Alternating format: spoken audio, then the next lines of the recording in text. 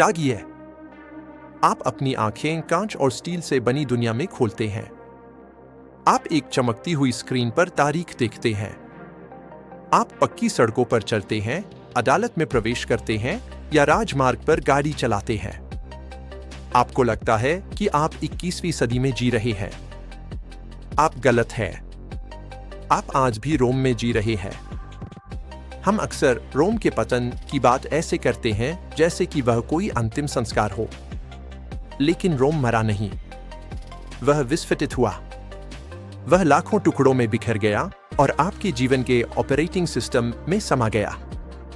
आपकी दीवारों में लगे कंक्रीट से लेकर आपकी जेब में रखे कैलेंडर तक। यह साम्राज्य कभी खत्म नहीं हुआ। वह बस अदृश्य हो गया। अपने शहर की त्वचा को देखिए। कंक्रीट। पानी के बाद यह धरती पर सबसे ज्यादा इस्तेमाल होने वाला पदार्थ है। हम इसे आधुनिक उद्योग का चमत्कार मानते हैं। लेकिन यह एक प्राचीन नुस्खा है जो खो गया था और फिर मिला। 2000 साल पहले रोमन इंजीनियरों ने पैंथियन के गुंबद को ढाला था। यह आज भी दुनिया का सबसे बड़ा बिना सरिये का कंक्रीट गुंबद है। जहां हमारा आधुनिक कंक्रीट अक्सर 50 सालों के भीतर दरकने लगता है, वहीं रोम के समुद्री ढांचे 2 सहस्राब्दियों के बाद भी लहरों के सामने सीना ताने खड़े हैं। उनका राज था ओपस सीमेंटिशियम। ज्वालामुखी की राख, पोज़ोलाना को चूने और समुद्री पानी के साथ मिलाकर उन्होंने एक ऐसा पदार्थ बनाया जो सिर्फ सूखता नहीं था, वह प्रतिक्रिया करता था। वह खुद को ठीक कर लेता था। जैसे जैसे समुद्र ने उनके बंदरगाहों को टक्कर मारी, खारे पानी ने पत्थर से भी मजबूत बंधन बना लिया। हम मुनाफे के लिए निर्माण करते हैं, उन्होंने अनंतकाल के लिए निर्माण किया था। हर बार जब आप किसी स्टेडियम, थिएटर या ऊंची इमारत में कदम रखते हैं, तो आप एक रोमन आविष्कार पर अपना जीवन भरोसा कर रहे होते हैं। लेकिन अगर कोई शहर अकेला है, तो उसका कोई वजूद नहीं। दुनिया पर राज करने के लिए उसे छोटा करना पड़ता है।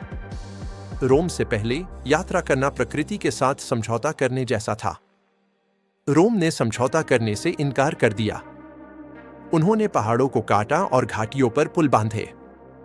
उन्होंने 50,000 मील लंबी पक्की सड़कें बिछाईं, एक ऐसा नेटवर्क जो इतना घना था कि उसके सामने आज का आधुनिक हाईवे सिस्टम भी साधारण लगता है। उन्होंने जमीन खोदी, रेत और पत्थर की परतें बिछाईं और ऊपर ऐसे पत्थर जड़े जो इतने सटीक थे कि उनके बीच एक चाकू की नोक भी नहीं जा सकती थी। ये सिर्फ सड़कें नहीं थीं, ये दुनिया का पहला भौतिक इंटरनेट थी। एक संदेश टाइबर नदी से टेम्स नदी तक अविश्वसनीय गति से पहुंच सकता था। वे समझते थे कि बुनियादी ढांचा ही शक्ति है। जब आप अगले दिन डिलीवरी के लिए कोई पैकेज ऑर्डर करते हैं, तो आप सीजस द्वारा निखारे गए लॉजिस्टिक्स दर्शन पर भरोसा कर रहे होते हैं। लेकिन उनका सबसे बड़ा निर्माण पत्थर का नहीं था, वह समय का बना था। 46 ईसा पूर्व से पहले कैलेंडर अस्तव्यस्त था, जो सौर वर्ष से मेल नहीं खाता था। यह जूलियस सीजर थे जिन्होंने अलेक्जेंड्रिया के खगोलविदों से परामर्श किया और 365 दिनों का वर्ष लागू किया, जिसमें हर 4 साल में एक लीप वर्ष होता था। उन्होंने हमें जुलाई दिया। उनके उत्तराधिकारी ऑगस्टस ने हमें अगस्त दिया। हम सचमुच उन तानाशाहों के नाम पर अपने दिन गिन रहे हैं जो 2000 साल पहले मर चुके हैं। और जब चीजें गलत हो जाती हैं, जब हम न्याय चाहते हैं, तो हम फिर से रोम की ओर मुड़ते हैं। हमारे कानून की भाषा लैटिन है।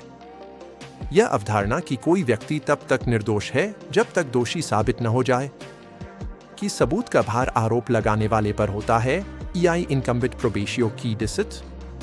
यह रोमन न्याय शास्त्र है। यहाँ तक कि गणतंत्र, रेस पुब्लिका यानी सार्वजनिक मामला का विचार भी उनका ही आविष्कार है। हम उनके घरों में रहते हैं, उनकी सड़कों पर चलते हैं, उनकी घड़ियों के हिसाब से योजना बनाते हैं और उनके कानूनों से बहस करते हैं। इतिहासकारों को साम्राज्य के अंत की तारीख बताना पसंद है। वे कहते हैं कि यह 476 ईस्वी में गिर गया। लेकिन अपने आसपास देखिए, सेनाएं भले ही गायब हो गई हों, लेकिन तर्क अभी भी कायम है। रोम एक राज्य से बढ़कर था, वह एक विचार था। एक अराजक दुनिया पर थोपी गई व्यवस्था, इंजीनियरिंग और संरचना का विचार। साम्राज्य गिरा नहीं, हम बस उसके सबसे नए नागरिक हैं।